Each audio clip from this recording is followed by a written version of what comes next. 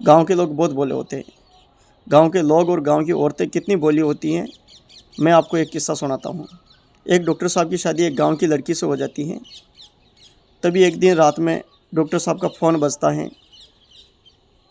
तो डॉक्टर साहब ने कहा कि फ़ोन उठा ले और अगर मेरे बारे में पूछे तो बोल देना कि मैं घर पर नहीं हूँ।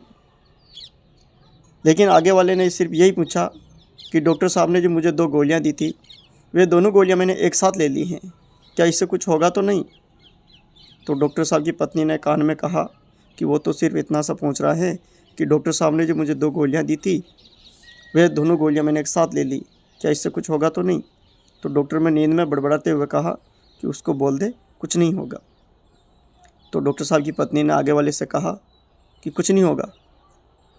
तभी आगे वाला पूछता है कि अगर मेरा जी घबराएगा तो मैं इनो ले लूँगा?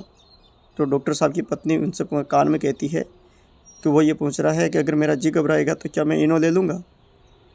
तो डॉक्टर साहब ने नींद में बड़बड़ाते हुए कहा कि हाँ, उसको बोल दे ले लेगा। तभी उसने तीसरा सवाल किया था कि डॉक्टर साहब घर पे हो तो मेरी बात करवा दीजिए।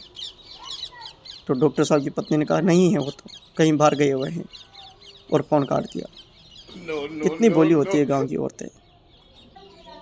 लेकिन भोलापन पुरुष में भी कम नहीं था।